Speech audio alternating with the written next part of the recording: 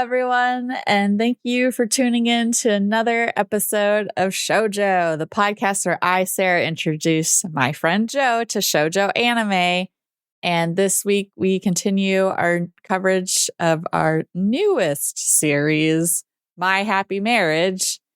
And yeah, before we jump into that in all its glory, let's catch up.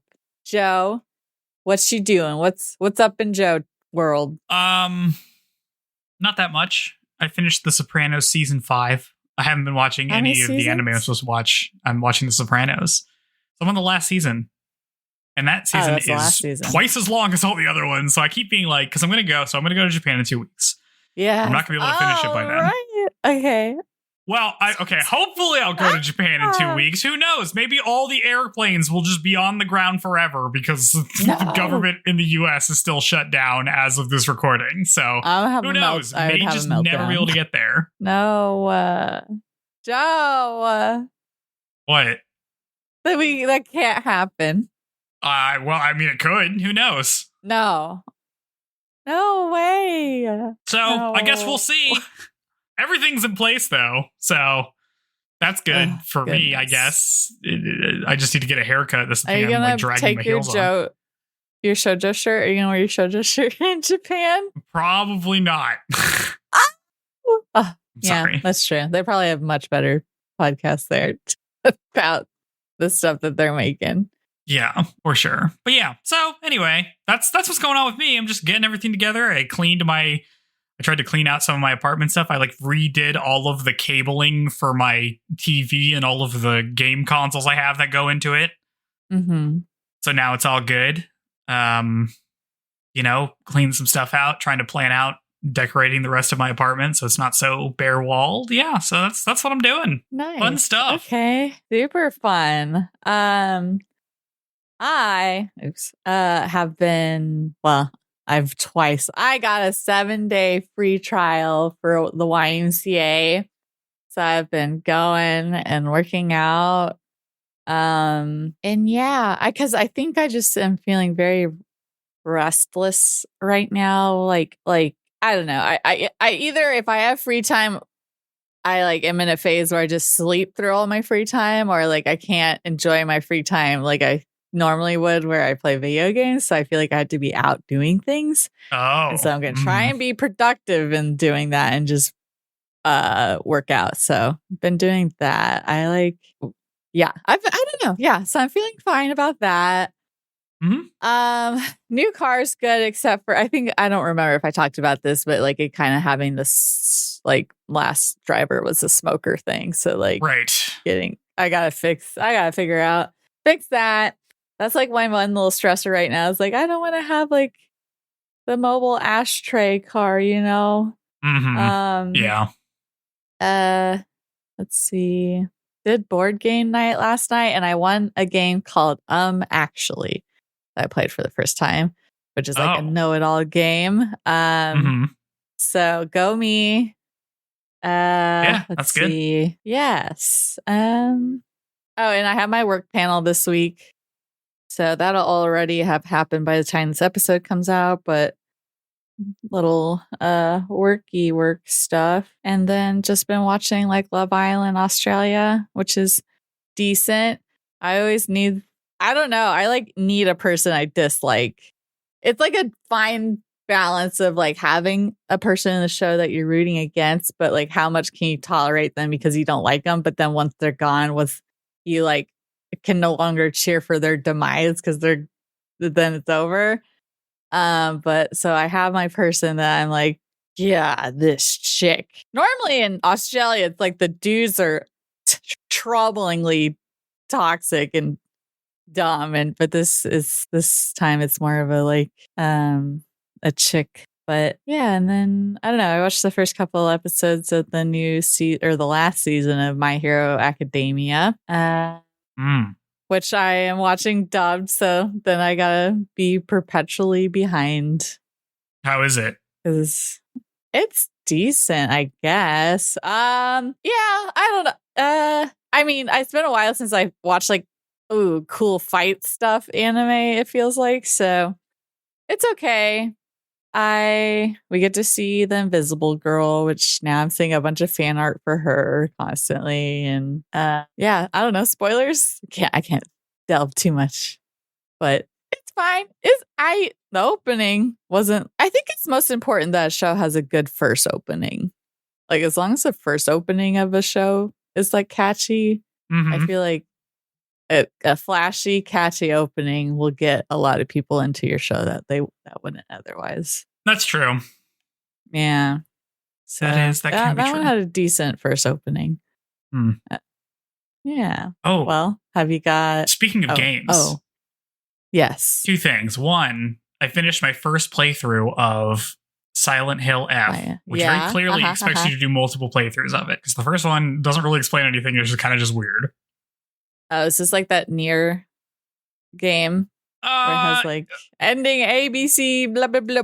All the endings. I mean, kind of like Nier straight up ending A just isn't the last ending. Like, just doesn't conclude the story. Like, other endings actually conclude it. This gets to the end, but it's like not... There's clearly like more, and you're like... It very much hints at like other things you're supposed to do to unlock other endings. So this is like a conclusion. Like, you could just stop here. If you stopped like at ending A in like Nier Automata, that would be weird, I think. Yeah, that's what I did. Yeah.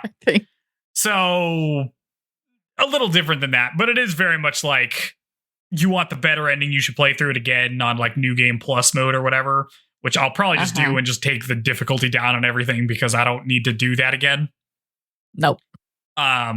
So that was pretty good. I had a good time with that. I'll start that second playthrough soon. And also in real life, I'm learning how to play Go. Oh, that seems so up your alley, Joe. Yeah. Of like a thing to learn to play. Yes, I'm learning how to play Go with some friends. What? Isn't that what Shikamaru? No, they play something else. They play Shogi, which is like chess. You're right. Okay. I think there's an anime about Go. It's got like the blonde haired kid. What is that called?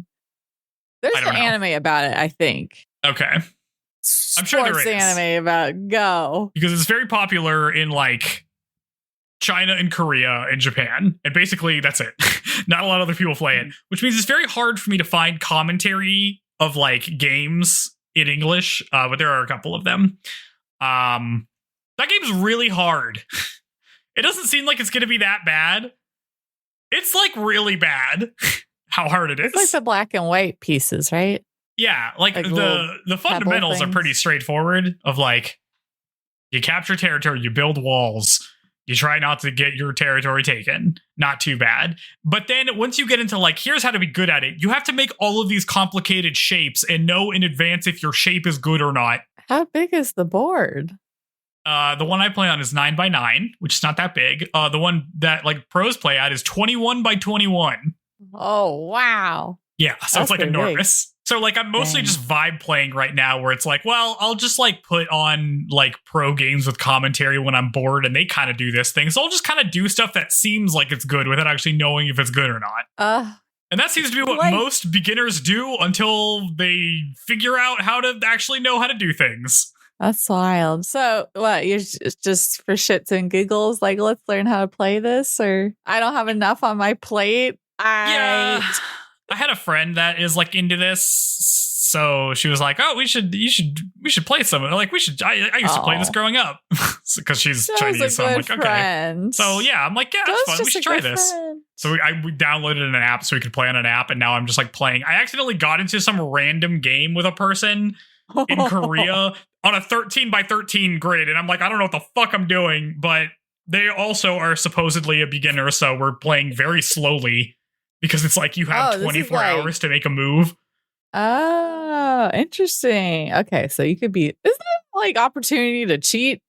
Possibly? Like, oh yeah, I mean you could. Like I could just look up AI like solutions for the board I'm on, but why would I do that? I don't know. I don't care about like my rank in this app. It doesn't matter. If only there was a Carta app where you could play in English. There's that not would just English be so ones, hard. I know. How do you do it? Oh, it's too tappy. Tap's not going to be. Yeah, the lag is enormous. Like, Go doesn't matter. That's the issue. Yes. When there's no turn taking, that's when it's a problem. Oh man. Okay, well that's exciting. A new endeavor. Doing more stuff. My 2 book clubs are going okay. I need to finish the other book by the first week of December, and I'm only a quarter of the way through it. Well, you got a long ass flight possibly to Japan to read on. Yeah, or I'll be sitting in an airport for hours and hours and hours. Who knows? Oh my gosh, Joe. I'll read it then. I feel like no one just gets on their plane anymore. It seems like there's some kind of complication. Everyone's got I got delayed and then they didn't even tell me until I showed up. Or yeah, it's because the government shut down and people just the air traffic controllers aren't showing up because they're not getting paid, which makes sense. Yeah, very much makes sense. Listen, what are you gonna do? If I was going on that trip with you guys and we got to the airport and they're like, you can't go, I would have a meltdown. I mean, you're going to be able to go. It's just what flights are you going to, it might just be very complicated because they're just canceling a lot of stuff. So it's probably possible. Who knows? Okay. The thing that's nice is that there are 5 of us going. Yeah. On 4 different routes because two of them are in a couple. So somebody will make it, which means somebody can check in at our reservations and stuff like that. So it's highly likely that at least one of us will make it on time. Okay, yeah. The rest of us might be delayed by I don't know, a day or something. Who knows? We'll see. Are you guys staying? Why don't you tell us a bit? Are you staying in hostels or are you guys staying in for real places? You're adults with. It's Airbnbs at some places. I don't really know. Okay. So it's kind of all over the place. Hostels. You just did the hostels. I don't think we're doing any hostels. It's $20 a night. It was wild. Yeah. I stayed in hostels when I went to Europe. But I think there's just enough of us to where. It's interesting because you're in a group. And so, especially with a couple too, but so not everyone's going to be on the same wavelength on if. I don't know. With me and my sister is we're just good. I don't care if we're both tired. We're powering through. We're able, we can be more come on, get it. But I feel with adult friends, it's maybe they don't feel like it, but you do. So it's there's more possibilities of what could happen on a certain day if someone is tired or I don't know, or wants to do something different. Yeah. Do you have you're just going to be in certain cities and then figure out kind of more so once you get there what you're going to do? There's some stuff that's structured because some things take reservations. So there are some things we're definitely doing at certain times. Mm-hmm. But for the most part, I think it's just there's a big list of stuff we can do and we're kind of just going to plan out what we're doing. Yeah. In that kind of day. So exciting. I'm so excited for you. Yeah. Exciting. Well, you got to find there's bookstores that have old print stuff preserved. I had a little cute paper bag from a Card Capture Soccer cafe that was or a 1990 Ribbon magazine calendar that was so you can get all this cool old print materials for really cheap. Yeah, you gotta find them somewhere. They're really nice. I love that. Yeah, I need to find some stuff because I know that I'm trying to motivate myself to do more sewing. And I know that men's fashion over in Japan is not dead like it is here. And so I'm thinking they have some stuff or they have magazines or something that probably has something that could be inspiring a little bit as I try to find a new pattern to make or something to motivate me to do anything. So that's my plan. I'm going to try to be looking for stuff like that. So hopefully I will find some things. Yeah, when I was in Japan, I think it was right before the fanny pack revival where it was more of a crossbody thing first. I saw it there first and then I saw it become a thing over here. But all the dudes there had the nicest shoulder or crossbody bags. And yeah, I just feel everyone, it's interesting because everyone I feel dresses really cute, but then they're all wearing sneakers, comfy sneakers, which I, in my mind, it's oh, you wear cute heels with a dress, but that's very much not practical for the amount of walking you have to do there. Make sure you pack your comfiest shoes. It's so important. Mm-hmm. So much walking. Yep. Oh yeah. Yep. So that's all in place. Getting it all together. Take lots of videos. I'm kind of just like just everything. It's very weird. It's always weird before you go on a big trip because you're like, well, I guess I can't buy groceries. Like, what do I need to do with it? Because I can't start anything. I'm about to leave for 2 weeks. So what do I do? I just like sit around and do nothing. It's very weird. I don't know what to do with myself. Yeah, I know. I mean, because I guess when I went, I had someone staying. I lived with someone, and so they like took care of the animals. Basically, I just was like, bye, and that was it, really, other than like taking work off. But I guess when it's like no one is going to be in your space for that period of time, setting the thermostat right, and no. At least so it's a lot of that kind of thing. Something. It's it's just that. It's just that. Are you excited? I don't know. I'm like very all over the place in terms of like I played a little KOTOR 2 yesterday. Yeah, making snail's pace progress, but that's still back on the board now, so that's good. Nice. Ugh, we gotta do our Oscar bonus episode. We gotta do that. Right, we'll do that. We can do that maybe next weekend or something. I don't know. I'm just like, someday doing stuff. I feel like it's been hectic. Like I've been doing a lot of stuff, and then like these last 2 weeks, even though I'm like feel like I'm ramping up for a big trip, I'm not doing nearly as much. So I'm like don't know what to do with myself. I'm like too restless to sit down and just like, oh, I should just read, or I should just like watch all this stuff. Like I should just watch 10 episodes of Sopranos. I can't do that. Too restless for that. Yes. That's why I'm resorting to working out of all things. It's weird. How's the weather there? It's bad. It was like cold, and then it was hot, and then now it's kind of. Today I have hope again, but it's bad. Like it's windy or cold and like overcast. So it's supposed to snow a little bit tomorrow if it rains enough, because it keeps like drizzling, but it's like low 40s. So it's like cold drizzling. So who knows? Maybe it'll snow, maybe it'll ice, maybe nothing will happen, but it's dreary. Joe loves the sunshine. He just loves soaking up the sun normally. It's not, as long as it's not super windy, it's not that bad. If it's windy, then it sucks. Oh man, good thing you didn't go to Lubbock. Good thing you didn't go to Texas Tech, where it's cold and windy, and you ride your bicycle because your class gets out at 9 at night, and you don't want to walk around at night. So you just like your eyes are just rivers coming out of them as you drive through the cold wind. Yep, that's true. And then that's if it rains, it floods. It floods so much that people crack out the jet skis to go down the street because there's no system in place for water there. Wow. Yeah, people like for real. They like get boats and like it just absolutely floods there if it rains. That's weird. Yes, so it's like you need rain boots just for that. So I feel like classes don't get canceled either. Oh yeah. Mm-hmm. Yeah. Well, that's kind of it. I don't really have much else. I guess it's like all my friends who were leaving left. So now I like am not in a scramble to constantly hang out with them before they go. Mm-hmm. Weird times. Well, and then the holidays is I feel like it's hard to hang out with friends because people are just in and out for the holidays. So that's true. So you're going to Japan, you get back, and then it's December. Or what? It's December. Like you get back in December? Yep. Oh, you think it's gonna be all decked out for Christmas when you're there? Like I don't know. It's a little early still.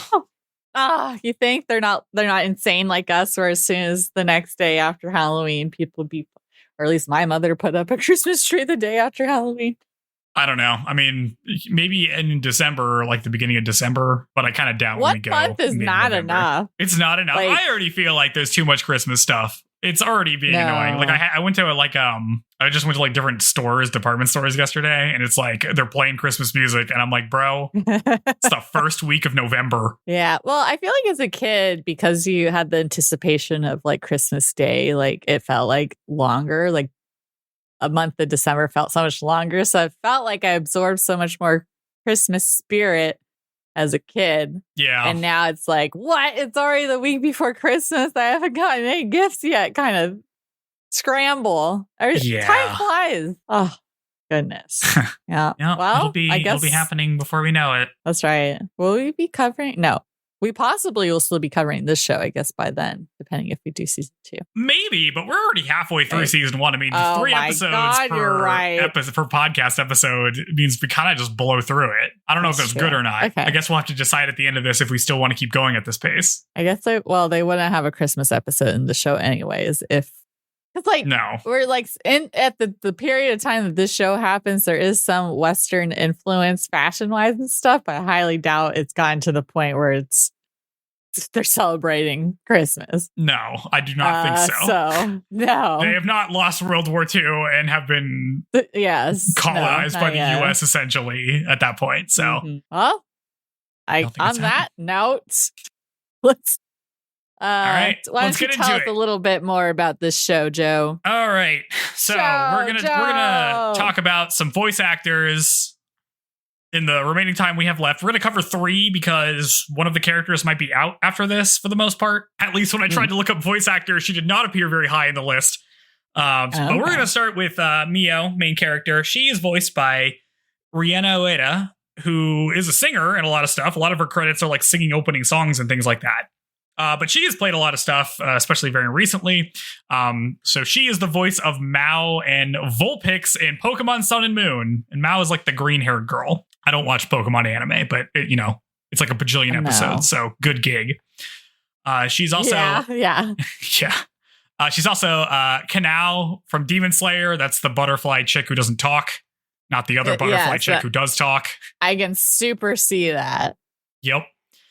She plays Rory and Dr. Stone. I don't watch that, but people like that. I haven't. That guy looks silly, and I don't want to watch a show with that hair is. I hate his hair, so I'll never watch it. She plays Kisa Saoma in the Fruits Basket remake. That's further than I ever got in the original. Little tiger girl. Oh, okay. So yeah, she plays very soft-spoken, meek girls a lot. Yeah. Except for these last 2, because she's also Sakuya from Code Geass Rose of the Recapture, which is like the Rose of the Recapture, who's like the main character chick who is much more active and doing stuff. And she plays Rize from the Chainsaw Man movie, who is not soft-spoken really at all. One with horns? That is not the one with horns. Which one is that? She shows up mostly in the movie. She's not really in any of the TV shows. So if you haven't watched the movie is like all about her. She like shows up and is like Denji's girlfriend for like 10 minutes. Gotcha. Yeah. So watch the movie if you want to know more about her and what her deal is. I'm not going to spoil it because that movie just came out. Yeah, it's still in theaters. So yeah. Okay. Yep. So, but yeah, it's a lot of like, soft-spoken characters. Not a ton of like main character energy, but some, Yeah. But you know who does have main character energy? The voice actor for Kiyoka, which is Ishikawa Kaito, who voices Sakuta. I'm not saying this guy's last name, from the Rascal Does Not Dream of series. It's like the main boy in that. Okay. So he's the main boy in that. He also voices Tobio Kageyama from Haikyuu, who's like he's the setter, the king or prince, whatever. Yeah, he's the black-haired one. Yeah, the second lead. Yep. Is also the voice of Naofumi in Shield Hero, the other big series the studio animates that I don't like. He's the voice of Genos in One Punch Man, the robot man. Oh, okay. He is the voice of Ida in My Hero Academia, who's the kid with the, jets on his feet. Yep. The class president. And voices Keigo in Witch Watch, which I like that show. I haven't watched it, but Witch Watch is fun to say. It is fun to say. Yep. So lots of kind of angsty guys. Like angsty but intellectual kind of. Yeah. Or at least the ones I know from Haikyuu, and I just know the robot guy from One Punch Man is like the hot guy from that show. Mm-hmm. Certainly ain't the main dude. Not the main dude, but a little bit more of that. And the last one we're going to cover is voice actress for Kaya. She doesn't have a lot of other... I don't know if she's going to keep showing up after these episodes, but we'll see. She is voiced by Ayane Sakura, who is the voice of Ochako in My Hero Academia. Well, that's the one big one. Float Girl herself. Yeah. She's also the voice of Nero in Black Clover, which is the bird. I haven't watched Black Clover. She's the voice of Gabby in Attack on Titan, most hated character by a lot of people. I thought it was like Dobby or something. Or is that the... No, I just said Gabby. Dub, not the sub. Okay. Yep. Yeah, I mean, she it's Gabby. Sucks. Yeah. Hate that chick. Everybody hates her. Whatever. She's a child soldier. I don't know what to say. No, she's unlikable. Also the voice of Ira and Dan. That's the pink-haired girl. Is that the one with the crazy... No, that's... Her haircut is pretty crazy, but she's is it like the one second. where it's just like a big old ponytail on the top with the broom? That lady? No. That's what's her face's grandma. This is the pink-haired chick that goes to school with them. Okay, I don't know. You already know my thoughts on that. She's in the main cast. Okay. And then lastly, she's the voice of Fiona in Spy Family, which is Anya's little friend, right? No. That has the hots for Lloyd? Oh, no. No, this is the adult woman that has the hots for Lloyd, who's his coworker. Oh, right. Okay. Gotcha. Yeah. Well, I mean, these are all enormous shows she's in, at least, so. Becky, that's her friend's name. Becky, I like Becky. Yeah. Have you watched season 3 yet? I read it, so I don't watch any of it. Okay. Which one's season 3? I gotta watch that. I don't know. Season 2 is around on the boat, right? I thought that was the movie. No, or maybe the movie's right. on the boat. I think that was the end of season 2. Yeah. Anyways, I like the boat arc. Anyway, yeah. So in a lot of stuff, all these people in a lot of stuff. I know we've had like long stretches where we had these voice actors that just like weren't in other stuff, so we're just like rounding out these things. These are big things. We know this stuff. Yay! So yeah, it seems like this is a show that I guess it's new, but just because it's like, what's an example of a show that came out recently that like it feels like it was half-assed? Because is it just like easier to do things of better quality right now? But I mean, they've like got cast that's, well, I don't know. I feel like shoujo in the past maybe is just a lot of like beginning work for people, but. Yeah, I mean, I wouldn't say it's like half-assed, but like when we did A Sign of Affection, those were not voice actors that were in like a ton of stuff, really. Yeah. Which usually just means they come from a different like orbit. I mean, it's probably related to the production company that like makes the shows, because like all of these guys were also in a lot of the other stuff that the studio made. I just didn't mention it because we hadn't seen that stuff. But like they're in card fight and stuff like that. Explains how anime is made. Like behind the scenes of the anime industry. Like how, would be an interesting documentary to watch, how you cast voice actors and stuff like that. Yeah, I don't know. I mean, these are just like big people, so they show up in a lot of stuff. Yeah. So. Anyways. Whoever the casting director is knows some people at this studio, I guess. Yes. All right. Here we go. So we'll get into our episodes today. We watched 3 episodes today, 4, 5, and 6. And season 1, episode 4 is called The Gift. We open another flashback dream where Miyo's mother has to try to advocate for her daughter to her husband, even though her daughter doesn't have any magical powers. She fails at this, and her dad does not give a shit about his daughter, and she apologizes to Miyo for not able to do more for her. Miyo wakes up and looks at the comb that Kiyoka gave her last episode as the OP plays. We return on Miyo asking Yurie what kind of gift she should give Kiyoka as a thank you for like letting her live there and giving her a comb and stuff like that. And Yurie is excited to find something, but Miyo's like, hey, I don't like have any money to buy anything. So Yurie recommends that she make him something and hands her a crafting book. And Miyo looks through it and decides to make him a braided hair tie. It's always interesting seeing like art within art. Like the magazine looked really cute, like because it's like trying to look different than what the actual animation of the show looks like to indicate that it's not like it was a cute little pamphlet thing. Yeah, the art book, or not the art, but the craft book was interesting because it like they did like a little montage and it showed like sewing patterns, but it was sewing patterns of like I think Western clothes, because I don't think Japanese clothes have parts like that. Oh, that's true. Yeah. Or it's not structured, I guess. So maybe it's like a universal, like, what was it called? Pattern. It's like a universal pattern. Like all of the kimonos is, obviously there's variants, but it's pretty much the same. So you probably don't need a pattern like you do with Western clothes. Yeah, like I don't think like the pattern for kimonos have a ton of individual parts to it. Yeah. So it doesn't have as many seams. This is like stuff for like vests or things like that, which have lots of seams, or like lots of pieces. So it was just interesting to see what was in it. But they had all sorts of stuff. Also, did she have a sewing machine? When were sewing machines invented? I feel like sewing machines.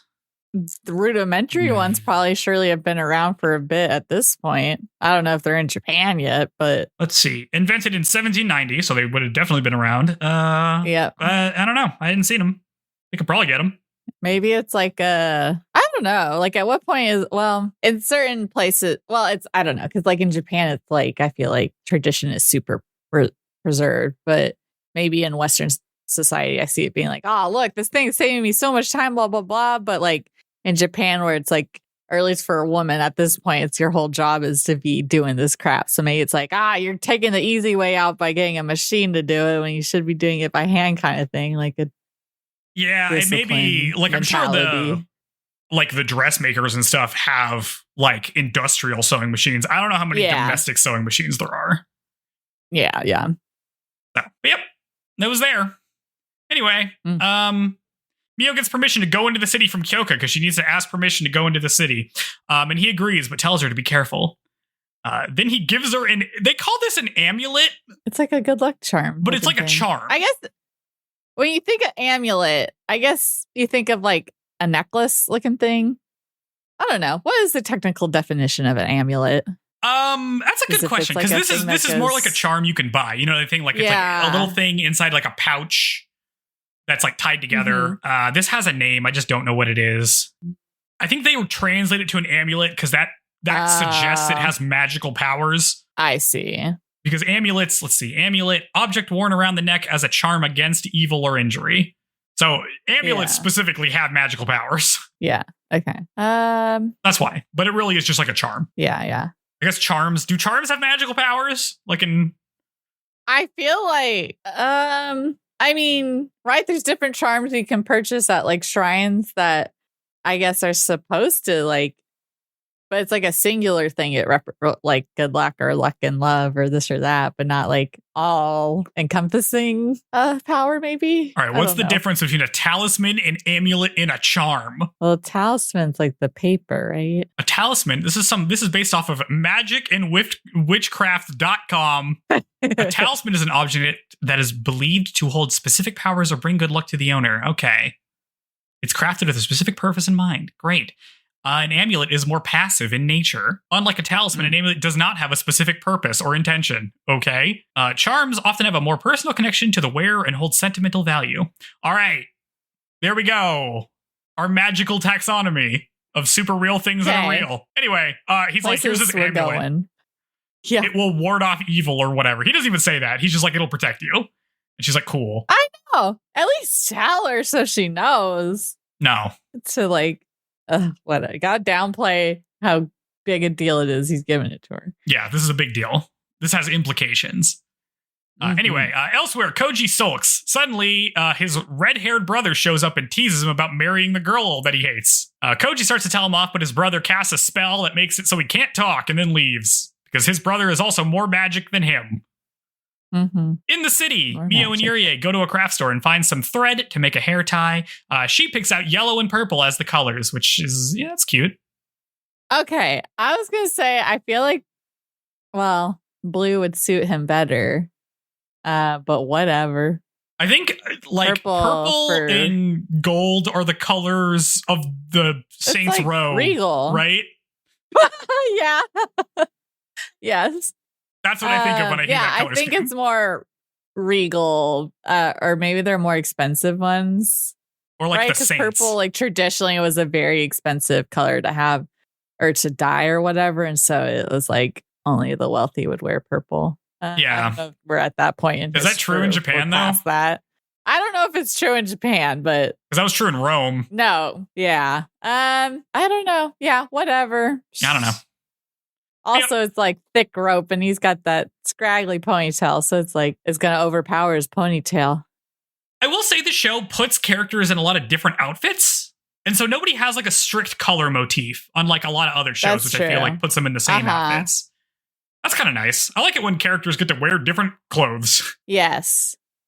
It's very much a nice thing. Well, especially when we watch more old shoujo, we'll be like, dang, it sure would be nice if they wore something different at least. And it's such a rare treat that they, clothes, let alone change their hairstyle, Yeah. But yeah, so this is a nice little...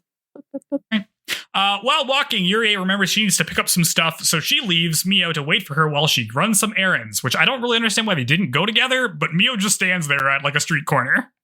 Why wouldn't she go with her? I don't know. That seems silly. Elsewhere, Kiyoka visits Miyo's parents. He's come to talk about Miyo, and he tells him that he intends to marry her and wants to, formally meet with him about that. Normally, he says marriages between families would require some kind of, payment from his side, but he doesn't want to do that because my understanding is that you all are huge assholes. Reports are coming in that says you guys suck real bad. Yep. So I don't really want to be associated with you guys, he says. But he's like, listen, I'll pay the endowment, which is what you pay the family of the bride to marry them in what is not just a financial transaction, I guess. But only if you give Miyo a formal apology. He's like, those are the terms. And Miyo's father is like, I need to think about that. I don't know if I want to apologize to my daughter who I mistreated for years and years and years for money. Good Lord. Yep. I mean, it's not like she's going to tell anyone you did it. Just do it, dude. I don't know. Yeah, very, very weird. Evil. But Miyo's father is kind of just passive and doesn't know what to do about anything, as we see in these 3 episodes. Nothing person. Just, nothing going on with that guy. Nope. In the city, Miyo waits there until she runs into Kaya and Koji. Kaya makes fun of her, and Miyo just stands there and takes it. Kaya assumes that Miyo has been kicked out of the Kudo household and is just kind of bumming around the city, I guess. I don't know why she thinks this, because she's wearing a nice kimono and stuff, but this is the assumption. Eventually, Yurie shows up and is like, what's going on here? And Kaya introduces herself and asks if she and Miyo are coworkers. And Yurie is like, no, I work for her future husband's house. I'm run the household. And Kaya is shocked that Miyo didn't get thrown out already, and Yurie makes some excuse to leave, and her and Miyo go. They get home, and Miyo excuses herself to go wallow. Kaya and wallow she does. Yeah, she sure does. Kaya and Koji come home and see Kiyoka leaving, and Kaya's like, wow, that guy's super hot. Kiyoka comes home and sees that Miyo is sad. Yurie tells him what happened at the outside today. And I have a note here about, listen, there's so many, okay. I had a fundamental problem with the show, which is that it takes place in 19 whatever. So when Kiyoka comes home, both of the women are they're receiving him and they're bowing to him at the threshold. And I'm just I would lose my mind if this happened to me. I would, this is crazy. I understand that this is not what the show is about. It's not about how the patriarchy exists to make women as overtly subservient as possible. But it's the only thing I can think about where I'm dude, this guy sucks. Even though I know he doesn't. I know he's supposed to be more progressive than everybody else. But Jesus fucking Christ. It's just, I don't know. Even to this day and what we see depicted where it's you welcome them at the door. You're not sitting, bowing, but you're still receiving them as they come in kind of thing. I'm I don't know, just roll in whenever. I'm doing my thing, Yeah.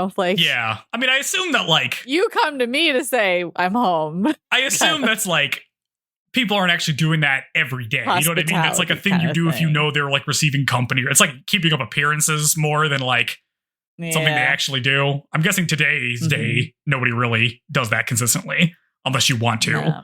But goddamn, I feel it's just so weird in your face having here. people just bowing all the time. I feel I didn't think. Well, I don't know. It's just the setting that the show takes place in, I guess, and we shouldn't overthink it. We shouldn't. Yeah, the main problem I have with the show is that is so distracting to me to everything else that it's hard for me to be oh, Kyoka's like so good and nice and like progressive at the He's time. Still a guy from this time, yeah. But it's still like all the formalities are there and it makes me insane. Anyway, Miyo is so depressed that she hasn't started braiding the hair tie that she was so looking forward to doing, and instead she's just kind of sitting there hating herself. Kiyoka tries to comfort her by saying that feelings pass and she can come to talk to him if she wants. You know, he's like, I'm there for you, but she's still in spiral mode. We get some scenes where Kiyoka starts writing a letter, and Miyo decides to actually start making the braid. And there's a voiceover where Yuri explains that you can give a woman confidence by communicating to her that she is loved. No shit. Yay. Well, this is good. I don't know. I mean, there's probably other ways to get confidence for women. I don't think this is the only way, obviously. Only through men's affections can they be confident, kind of. No. For the show called My Happy Marriage, that makes sense. It's just weird because well, we don't know anything about this guy, like literally at all. What his upbringing is like why. Yeah, why is he in the military? Did he not watch any kind of like interaction between his parents to indicate like why is it? It's like she's teaching to be human sometimes. Like, you know, if you talk to her, she'll. When you're around women, you have to make it seem like you like them. Yeah. Or they're going to think you don't like them. Yeah. If we like get any explanation of his background, I just feel like normally we would get something at this point, but and I guess it's like very much the show is about her and probably her character development, but he is like in the show. That seems like season 2 stuff to me. I guess so. You know, like I feel like that would be once good. They get married and then we learn about him, and then it's like, oh, we can't get out now. I feel like that's a good season 2 hook where he's just like, oh, I was so focused on myself in season 1, I didn't even think about what's going on with him. That seems like a way to extend it. Maybe. Anyway, it's later and Kiyoka gets the letter sent, and Miyo has finished braiding the hair tie. But Miyo is unsure how to give it to him because she doesn't want to when she's all sad. She's like, I can't give it to him like this. How am I going to give him this? Suddenly, there's a visitor for Miyo. It's Hannah from the flashback. Last episode. Remember the servant that protested her getting locked into a storeroom as a child? She's here. She's like, what's up? It's been a while. She's here. They talk and have tea. Hannah tells her that she's married now and has a kid. And she says that she's always hoped that Miyo got a happy ending. And it's great to see her now, not living in that house.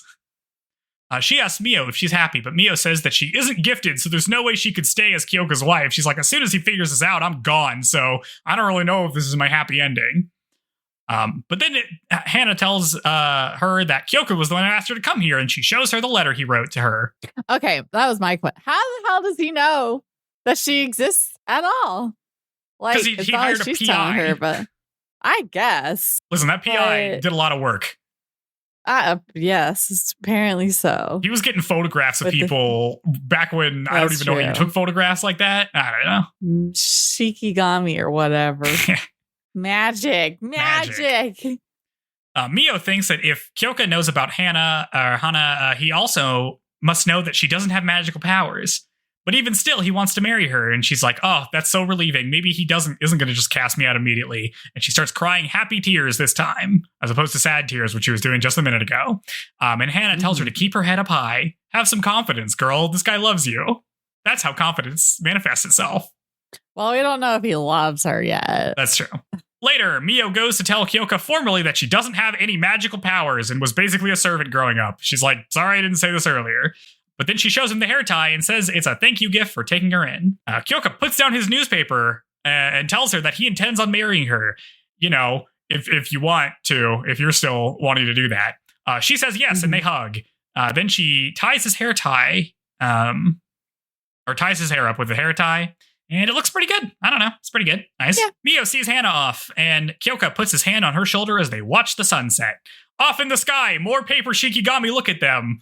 And we cut to Koji's dad, who's been watching them through the Shikigami. He comes up with a scheme to get Miyo out of that household using Kaya as we cut to credits. Dang, that was just one episode. That was one episode. So much stuff. Yeah, I feel like this one was less busy than the next episode. Oh, dear. Yep.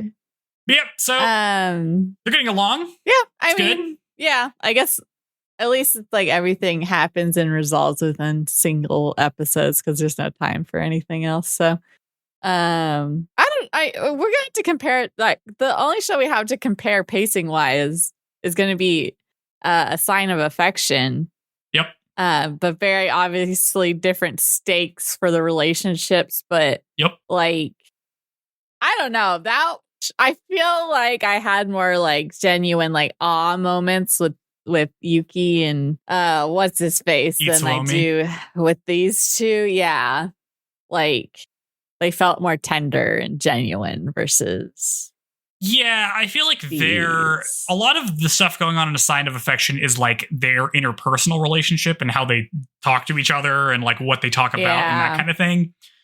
The conflict in this is a little more external. Like, there are concerns about outside forces coming in contact with them, so we don't get to see them spend as much time talking about themselves or like internality. It's mostly just like know each other. Yeah. Like Miyo's dealing with her personal family history and how that's affected her like vision of herself and stuff like that. And Kiyoka's just trying to figure out how to navigate that. Yeah. We don't get into them like interacting. Like so far, Kiyoka's just being like nice and like a good dude, right? Which is like good, but doesn't really have a lot of like specificity to it.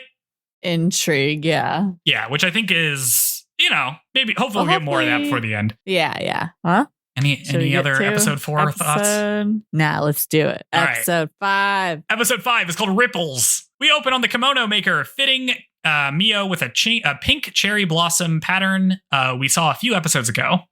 Miyo tells Kiyoka that these are too nice and there's no way she could accept them, but Kyoka's like, I don't know, just think of them as a thank you for the hair tie from earlier. She's like, okay. Not an equivalent exchange. No. The kimono's gotta be so expensive.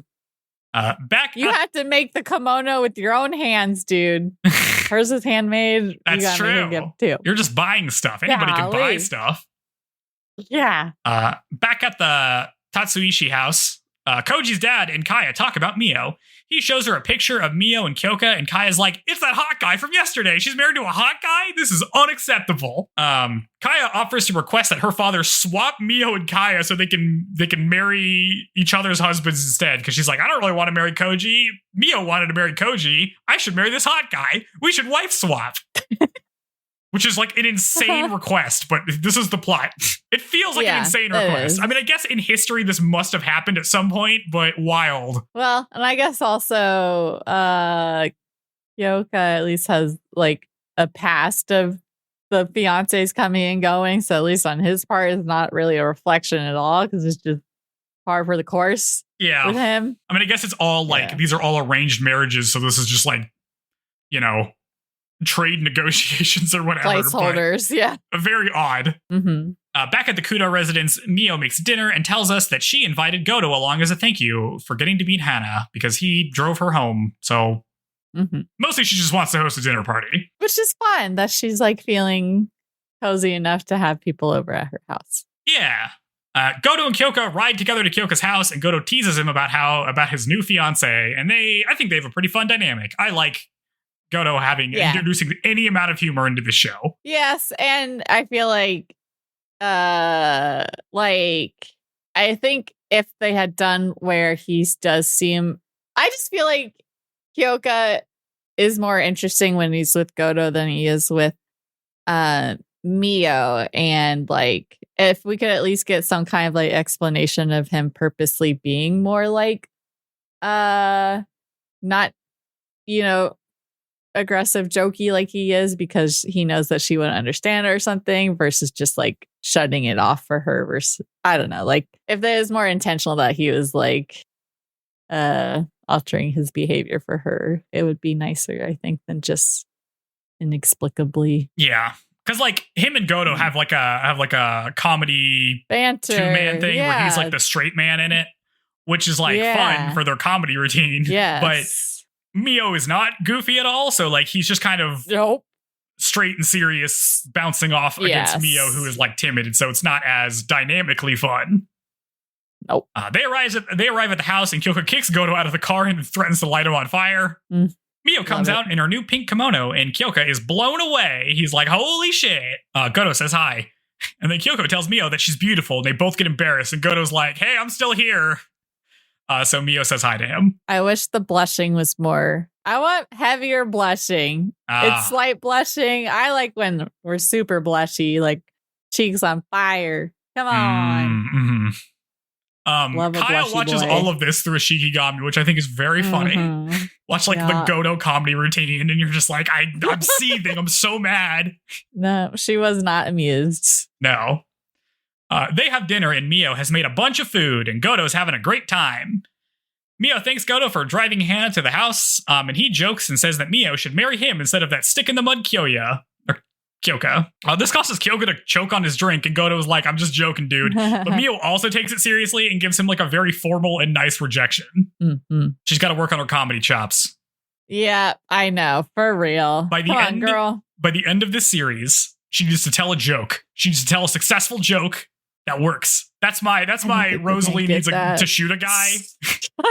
That's my version of this for this show. Is Miyo needs to crack a joke that lands. Well, I feel like there's better odds with the Rosalie thing, and we didn't get that, so I'm not feeling good about the chances of that happening here. Later, a drunk Goto leaves the house, and Kiyoka is like, I'm sorry, he's always like this. Then he thanks Miyo for hosting the party, and pats her on the head. Who doesn't love a good head pat? No, me, I don't. Stop it.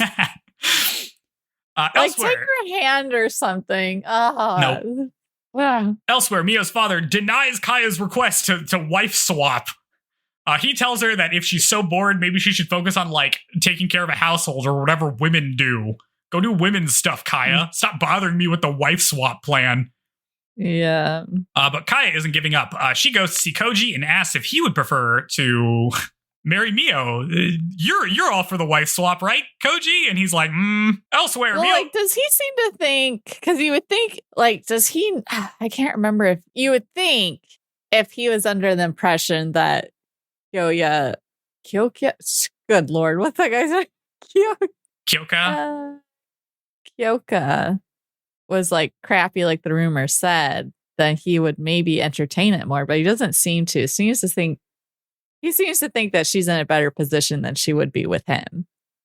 I feel like his deal is like, at least he seems to care about her best interests, even at losing out on being with her. My thing, my read of this is like, Kaya, who he trusts 0%, is like, hey, I got this plan to help out my sister, who by all accounts I hate. And he's like, this is probably not good. Yeah, that's true. Yep. Sees right through her. Yep. She's such a little brat.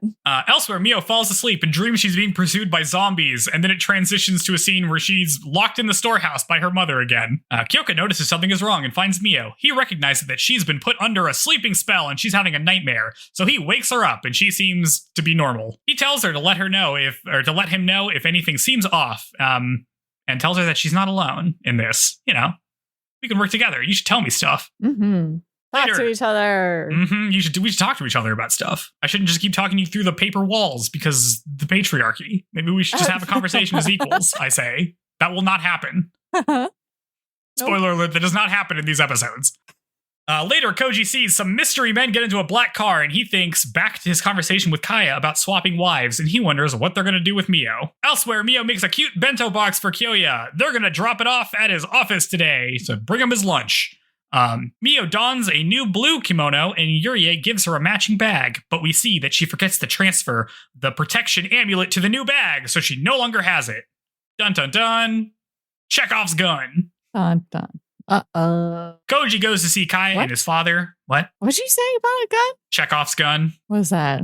So Chekhov's gun, this is like, it shows some up literary shit. It's a literary term. It basically means because a gun shows up, somebody's going to get shot. It's like you plant an object there with the intention of using it. So you're like, hey, remember this thing. It's going to be important. That's the amulet. Just like the gun in Jurassic Park, The Lost World. Yeah, the Lost World gun. That should be the new phrase. Yeah. Koji goes to see Kaya and his father. He asks what they're meeting about, and Kaya says that it's about the wife swap. And Koji's like, come on, there's no way that would work. But his father just tells him to trust him because he's on board for it, which is weird. He's like, it'll all work out, but Koji is not convinced. Miyo and Yurie go to Kyoka's office and gives him the lunches. He assumes something is wrong, but is relieved when it's just them delivering lunch. They turn to leave, but Kiyoka calls after them to ensure that Miyo has the amulet. Hey, remember that amulet? It's plot important this episode. You have it, right? And she's like, oh yeah, I totally got it. And he's like, cool. And then he goes back to work. Chekhov's gun, the Lost World gun, is being loaded. Miyo checks her bag and realizes that she doesn't actually have the amulet after all, so they decide to rush home to go get it. While walking back, the black car... Okay. Sorry, they take a car to get there, so how long do you think it does take them to shuffle their way there? Dude, I don't know. Like an hour? I feel like it doesn't matter how much you rush. I feel like it's going to take a while. It's probably pretty long. I mean, cars didn't go that fast back then, but 20 miles an hour is still more than what you can walk, so... Yeah. Yes, and a little kimono and sandals. Oh, for sure. While walking back, the black car from earlier pulls up on them, and several invisible guys pull Miyo in the car.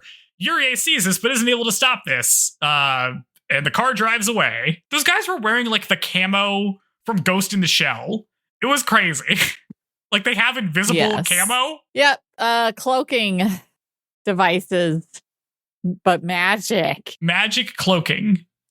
I feel like this would affect how World War I and World War II would go, but I guess don't worry about it.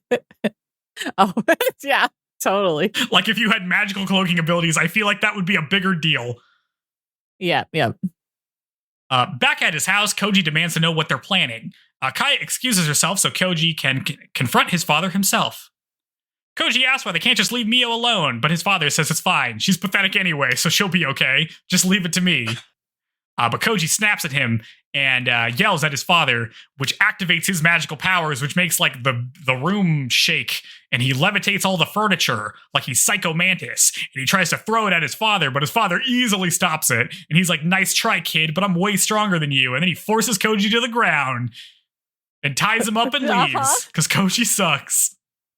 Yeah, he's another nothing person. He's not psychic. He's just he's just you just have a cardboard cutout of him in the scenes instead of actually taking L's, nonstop L's. Yeah. Koji is left tied up on the ground, and suddenly his older brother shows up and releases him. Koji's like, I'm a joke. I can't even beat my dad. I can't do anything for Miyo. And his brother's like, your problem is you're trying to fight our dad directly, a guy who's stronger than you. Maybe you should think of a plan that doesn't involve you taking a fight you're gonna lose. And Koji's like, oh yeah, I should do that. I should use my brain. Back at work, Yurie tells Kiyoka that Miyo got abducted, and Kiyoka instantly knows who's behind it. And then suddenly he hears a commotion outside his office, and it's Koji, and he's come here to get help from Kiyoka as we cut to credits. I just feel like there's characters that I just feel like we have a lot of characters that are not very important. I like his brother. Why is his brother helping him? We don't know anything about his brother or his motivation. He seems important. It seems like it, right? Like he has red hair or whatever. It's more colorful and interesting looking than his brother. So it seems like he got more character design, which you would think means he's gonna be but I don't know. I think so. I mean, I just feel like we don't get a lot of shows. I feel like even when we get side characters, at least we get little shots of oh, they smirk and it's intrigue of oh, why are they? And so you think about oh, I'm interested to see what happens next with them. But I feel like these characters, it's whatever, he's there, he's gone, out of my mind. Yeah, it is convenient that he shows up. I mean, I feel because episode 6 is basically the end of this arc. Yeah. And then we'll get more arc, and I feel like he's going to be bigger in later stuff. Yeah, maybe. Well, I guess we will find out, but first... Yep, so she gets abducted by invisible men. Koji tries to stand his ground, but can't. I feel like this is a show where things keep happening because she's going out with Yurie. I'm surprised he hasn't, gotten her... Because I feel like a lot of shoujo will start where it's oh, it's just the two of them, but then the cast grows bigger, which I've always been dang it, there goes their time alone together. But I feel like I would think they would add a secondary character to be her bodyguard or something. Oh well, listen. Next episode, we're going to talk about the stunning lack of bodyguards in security detail in the next episode. Yeah, I feel like I don't know. We need a new character introduced that fills that hole. after this Yeah, episode. it is kind of shocking because, like, in regular day-to-day stuff, Kiyoka and Miyo don't really spend that much time together because he's at work and she's just at home. No. So it's like, I don't really even know what she spends her time with. Twiddling her thumbs and sulking. Yep, very odd. Okay. Should we just do the last episode and talk about these two as a unit? Because I feel like this one just leads into the next one. Let's do it. All right. It's a cool name for the episode. Yeah, episode 6 is called Determination and Thunder. We open on Miyo waking up in a storehouse room, tied up. Kaya and her mother enter and taunt her as the OP plays. We return to Kiyoka and Koji driving to Miyo's family's home. Koji is all restless, but Kiyoka appears pretty calm and focused because he's a military man. Back in the storehouse, Miyo's like, what the hell is happening? But her stepmother accuses her of thinking that she's better than them and then demands that Miyo refuse Kiyoka's marriage offer. Kaya grabs some gardening shears and threatens to cut Miyo's new kimono if she doesn't comply. Miyo refuses and Kaya cuts into the fabric, which I feel like is not that threatening. This was like given the enormity of like, I'm going to pull out your teeth, except it's like, I'm going to cut your kimono unless you upend your entire life.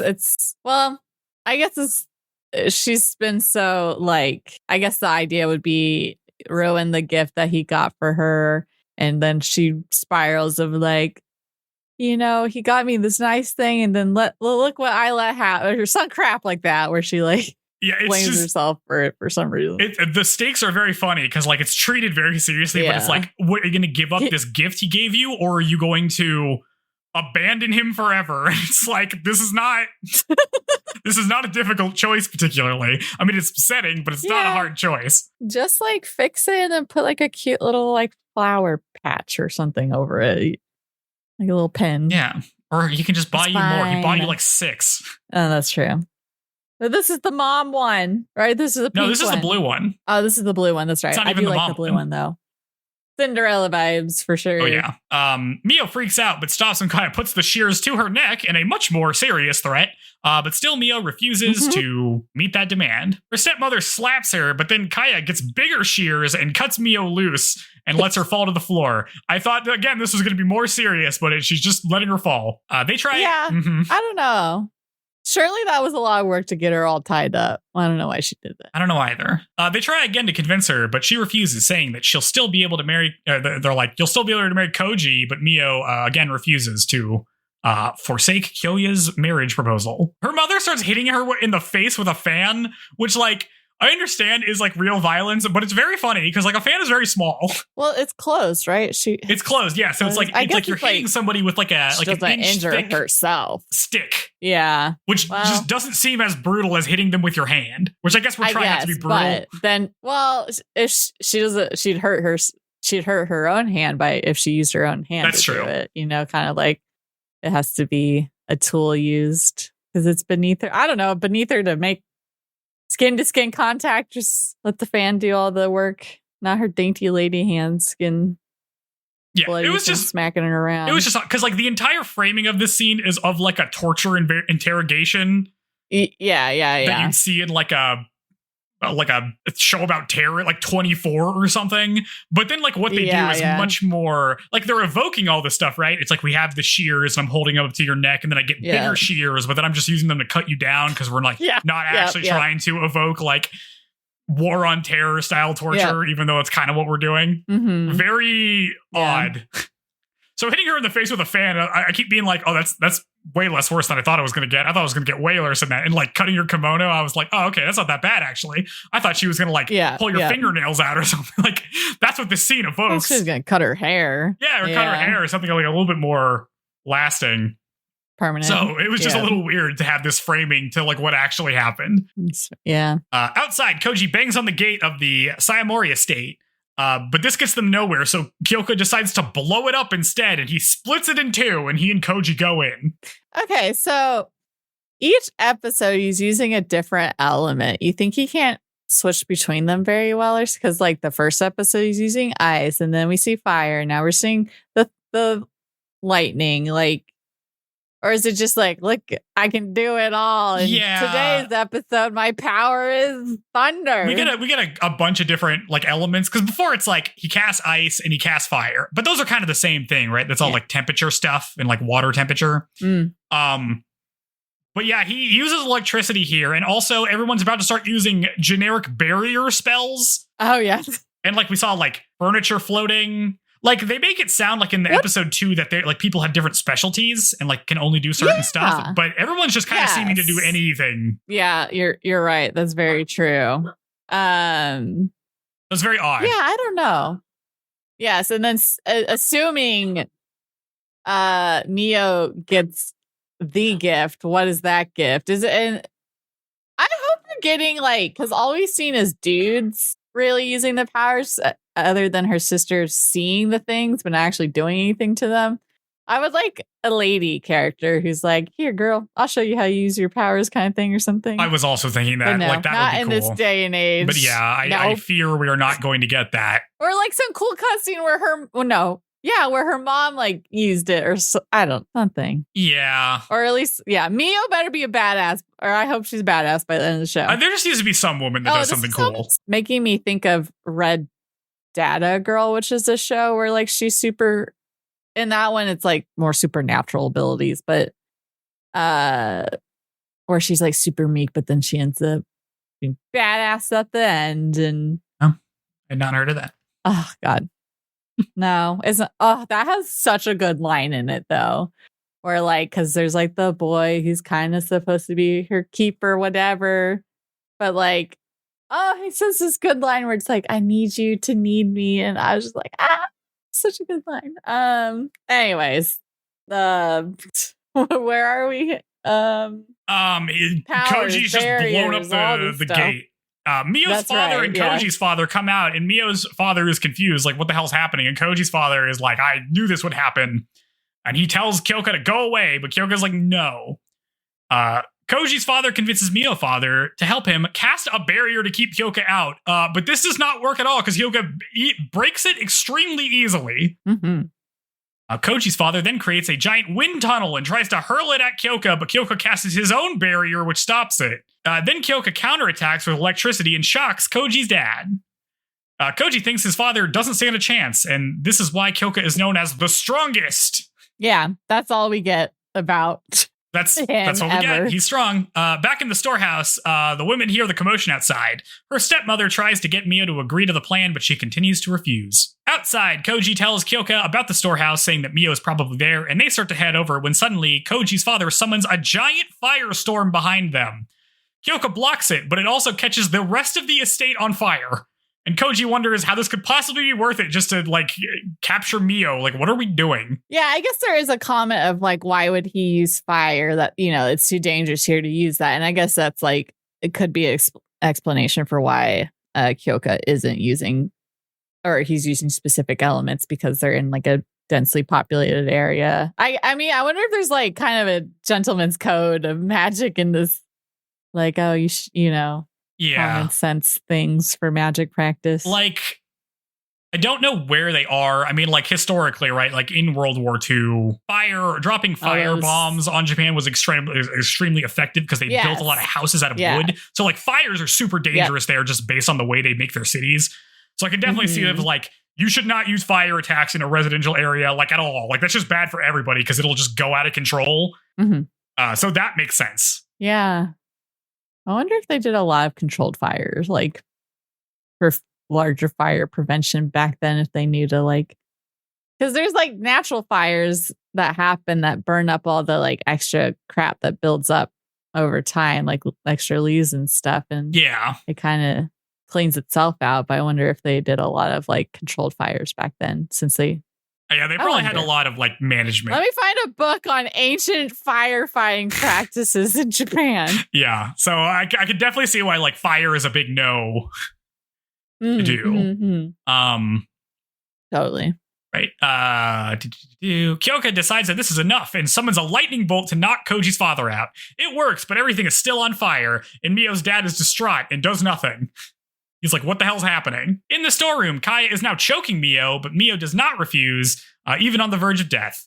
Kyoka's the best thing that's ever happened to her, so she'd rather die than give it up. Kiyoka enters the storehouse and sees Miyo about to pass out from being choked.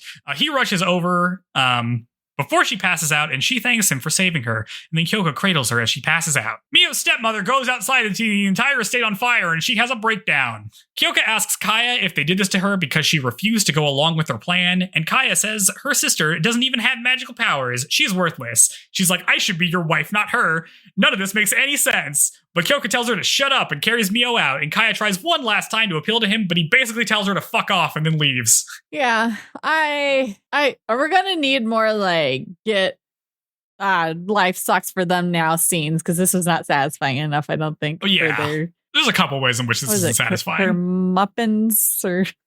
Well, let's just finish it out. Kaya wonders why things turn out this way. Koji tries to get her to evacuate because, your entire estate is on fire. She refuses to go, saying that he only cares about Miyo anyway, and he agrees, but then says that Miyo wouldn't want Kaya to die pointlessly in the storehouse, so they need to go.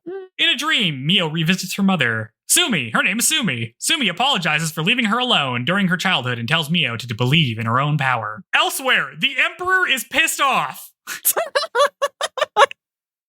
Enter the unexpected. The Emperor, who is the oldest man alive, is pissed.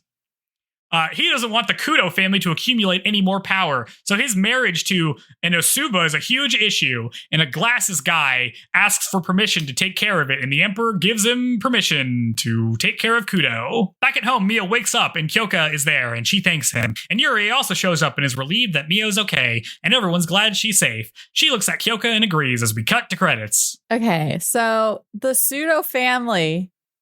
all we know is him. I need to know more about his family. There's nobody else as far as we know. For the scale that they're trying to bring this to, that the Emperor's involved, I need more context, please. Yeah, this feels like it's going to be like a Dune thing where it's like, one of the houses is getting too strong, and that's a threat to me, the Emperor, so we got to take care of him. That's what I'm imagining this is. Mm-hmm. Yeah. And I'd like to, she doesn't know about her, but everyone else seems to. So is he going to tell her, hey, did you know you're a Suba whatever? And then can we get an explanation of what that means, We're going to need that. Please? We're absolutely going to need that. Yeah. Because she's going to be like, why did this happen to me? And he's going to be like, all right, well. So, is he going to train her to use her power? I don't know. We need some. And then it's like, ooh, let me show you how to cast a spell. And then it's the whole, let me show you how to swing a bat. The problem. Version put magic. Yeah. The problem is that, magical powers in this world seem to be either you can do them or you can't, which kind of sucks. But I mean, obviously she's going to get some premonition powers. I don't think she's ever going to be shooting a bolt of lightning out of her hand, but she probably will see the future, I guess. Well, my complaint about this episode. Sorry, go ahead. Yeah. I was just going to say, it needs to be a badass power to make up for all this fuss about it. Yeah. Hopefully. My complaint about this episode is what was Koji's dad's plan here? This is a bad plan because basically the entire plan hinges on the idea that Kiyoka himself won't show up and just take her back. But there's no reason to believe he wouldn't do that because Yurie saw them take her, and also he's the only person who would want to take her. Also, why is she being held at his house? You don't have a storeroom off in the woods somewhere? You're not going to try to hide her a little bit? Well, he took her back to her family's house and not his own property. Yeah, that's weird. This is the place she grew up. Yeah. I don't know. He's just a villain who... But and villains don't have actually good thought out plans. Yeah, but so he hires all these guys to abduct her, but he doesn't hire them to protect her or to stay at the house. Kiyoka shows up. And he's like, oh, I thought you might come here. Anyway, I'm gonna try to fight you now. And then just gets his ass beat very easily. And it's like, what did you think your plan was? You know this guy is the strongest guy. He had no counter for him. There was no plan at all. It's like, what did you think was gonna happen? And you were just gonna win? So you see that they're canoodling. And also, even if he didn't care about her, if he knows the value of her for this supposed bloodline thing, then wouldn't he fight for it? Yeah, I just don't understand how this is supposed to go. What's supposed to happen? You convince Miyo to leave him? I don't think you overthink it. And she goes and tells him, and Kyoya just accepts that, even though he knows she got abducted because Yurie was right there. It's just nonsense. It just makes no sense. Yeah. Well, let's see. I guess when there is shoujo that has any kind of...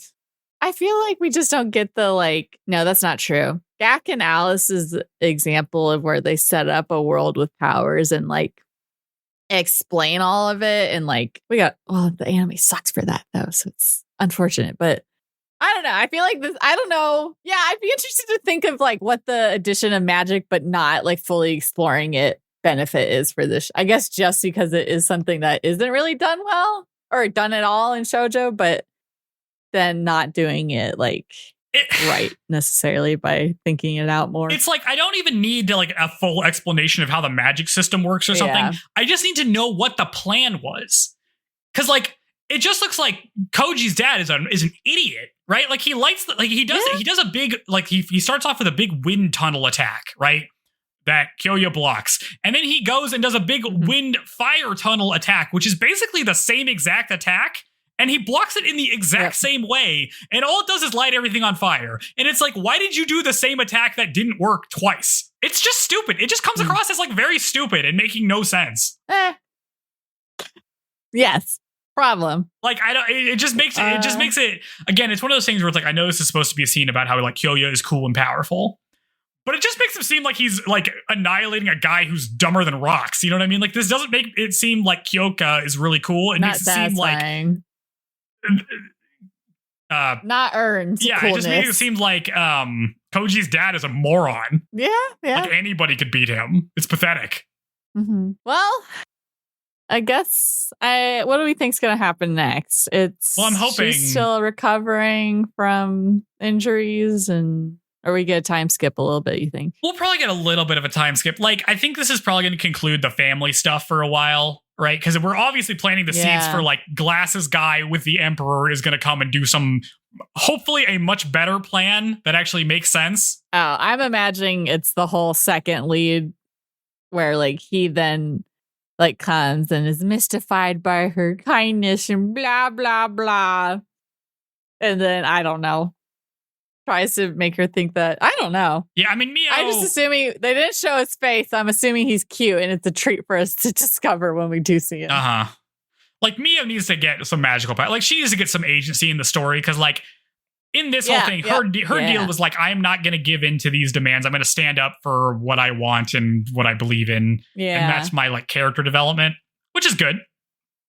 But she is still very damsel in this arc, which, like, it can't continue, right? She can't still be damsel by the end of the first season and the second season and stuff like that. Like, she's got to have she's got to be able to make some active moves. That's at least what I'm hoping. Yeah, I guess that will happen. We wrap up all her crap and then she's equipped at least a little bit, maybe in season 2 where some stuff happens on his part and she then gets to step in and be a guiding whatever or something.